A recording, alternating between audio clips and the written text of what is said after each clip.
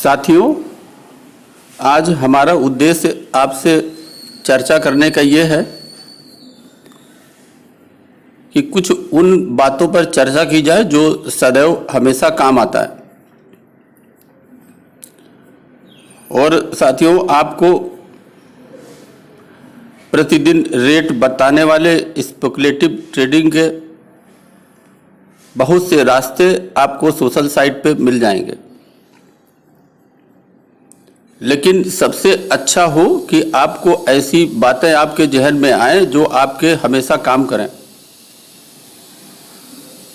साथियों, इस बाजार को सट्टा बाजार, शेयर बाजार को इसलिए कहते हैं कि बाजार में जो स्पेकुलेटिव ट्रेडिंग है वो निरंतर चलती रहती है और यह एक बाजार का स्वभाव है जिससे आप अपने आप को अलग नहीं कर सकते।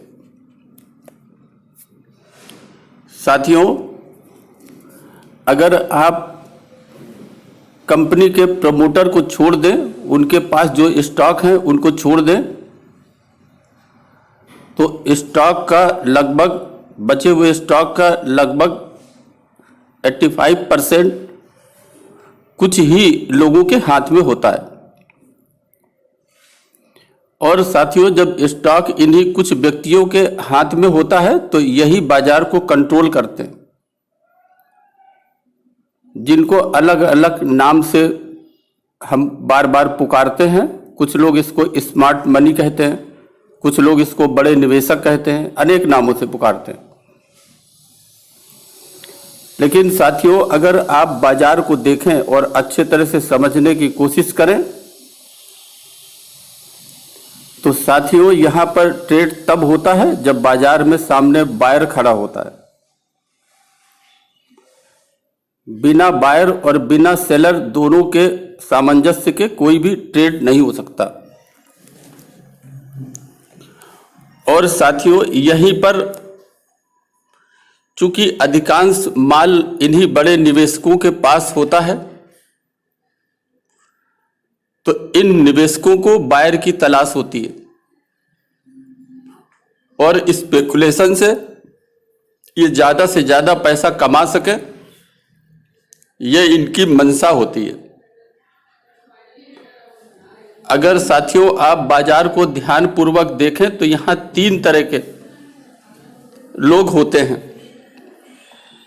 ऐसे बायर होते हैं जिनके पास पर्याप्त मात्रा में पैसा होता है और वो सदैव खरीदारी के लिए तैयार रहते हैं। बस उनको अगर खरीदारी की इच्छा हो और उन्हें माहौल अनुकूल लगता हो तो वो खरीदारी करने के लिए तैयार हो जाते हैं।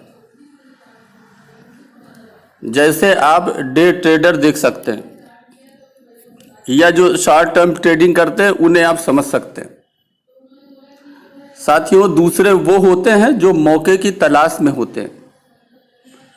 जब उनको मौका मिलता है तभी वो बायर बनते हैं और बायर बनने के बाद में वो स्क्रिप्ट, वो स्टॉक खरीद के अपने पोर्टफोलियो में रख लेते हैं।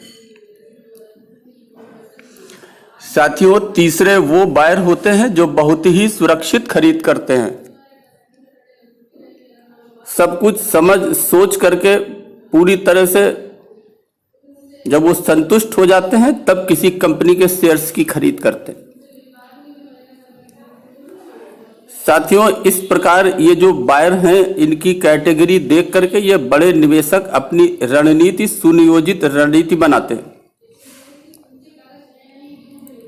हो सकता है अभी बात आपको मेरी समझ में ना आ रही हो, लेकिन अगर हम एक उदाहरण देंगे तो आपको ज्यादा समझ में आएगा।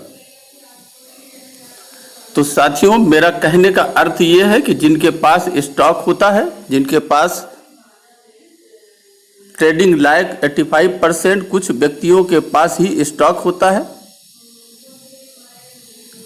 वही बाजार के सेंटीमेंट और फ्यूचर को पढ़कर उसके हिसाब से बाजार का माहौल बनाते हैं ताकि खरीदार वहां पर जनरेट हो सके। और साथियों, इसी को हम भाषा कहते हैं भय और लालच का। आपने किताबों में अक्सर पढ़ा होगा कि शेयर बाजार में यही 2 सेंटीमेंट काम करते हैं। अगर हम इसको एक उदाहरण से बतलाने की कोशिश करें तो आपने देखा होगा कि जब निफ्टी 14,300 के आसपास था, माहौल भारत का कोविड से खराब था और भारत का ही नहीं दुनिया का माहौल खराब था।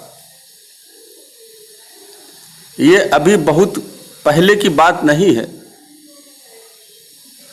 उस समय भी बायर जो है, खरीदार जो है वो डरे हुए थे।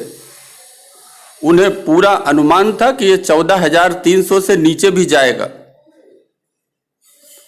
लेकिन हुआ क्या, ये जो बड़े स्टॉक होल्डर्स थे इन्होंने अपने माल को रोक करके रखा, माल नहीं निकाला, बल्कि हर बार 14,300 के पास आते ही इन्होंने कुछ खरीदारी की और जैसे ही ऊपर गया वहां बिकवाली शुरू कर दी और इस तरीके से माहौल बनाया। लोग न तो खरीद पाए और न ही बेच पाए और इस माहौल में स्पेकुलेटिव ट्रेडिंग करके लोगों को फंसाते रहे। साथियों, ऐसे बड़े निवेशक क्या चाहते थे? वो चाहते थे कि लोग ऐसी जगह पर आकर के बेचने के लिए दबाव महसूस करें, माल को बेचें और ऐसा माहौल बनाया जाए कि वो खरीदने की हिम्मत ना करें। साथियों, हमारी जो सोच होती है वो शॉर्ट स्पैन की होती है, लेकिन बाजार आने वाले 6 महीने से लेकर 1 साल का जो अनुमान होता है उसके आधार पर चलता है, जहां तक हम सामान्यतया नहीं पहुंच पाते। साथियों, दूसरा, अगर हम इसी उदाहरण को देखें तो आज बाजार ऊंचाई पर है, बिल्कुल वही स्थिति है। लोग खरीदने से डर रहे हैं कि अब इतनी ऊंचाई के बाद बाजार अब कितनी और ऊंचाई पर जाएगा, इसलिए इसके गिरने की पूरी संभावना है, इसलिए खरीदने से डर रहे हैं। साथियों, यही जो डर और लालच का माहौल है, इसी माहौल पे ही यहां स्पेकुलेटिव ट्रेडिंग होती है। बस आपको करना क्या है, आपको सावधानी से मौके तलाशने होंगे और बाजार के स्वभाव को फ्यूचर के साथ पढ़ना सीखना होगा। आपको फंडामेंटल एनालिसिस के साथ ही स्टॉक को पढ़ना सीखना होगा, तभी आप बच पाएंगे। आपको लालच का त्याग करना होगा। ऊंचाई पर जब बाजार हो तो सावधानी की ज्यादा जरूरत पड़ती है। यहां हम अपने पोर्टफोलियो की छटाई बागीचों की तरह करके कुछ कैश जनरेट कर सकते हैं। जैसे बगीचों में पौधों की छटाई करते हैं, उसी तरीके से हम अपने पोर्टफोलियो को यहां पर ठीक कर सकते हैं जब बाजार अपनी पूरी ऊंचाई पर हो। लेकिन हर बड़ी गिरावट का फायदा छोटी छोटी किस्तों में खरीदारी से उठाना सीखना होगा। साथियों, शेयर मार्केट आपको पढ़ने समझने का विषय है, लेकिन खरीद और बिक्री के मौके आपको कभी कभी मिलते हैं। बाजार के ट्रेंड को अगर 3 माह के दौर से समझने की लगातार आप कोशिश करते रहें तो ये ग्राफ में भी साफ दिखाई देता है। यदि आप बाजार के ट्रेंड के साथ चलना सीख लेंगे तो आप हमेशा फायदे में रहेंगे। साथियों, यहां पैसा कमाना बहुत आसान है और पैसा कमाना बहुत कठिन भी है। समझदारी अगर आपके पास है तो आपकी समझदारी और आपका धैर्य आपको कमाने के मौके देगा। लेकिन अगर आपकी लंबी सोच नहीं है, आपके पास समझदारी नहीं है, आपके पास धैर्य नहीं है, तो आप समय समय पर अपना पैसा गंवाते रहेंगे।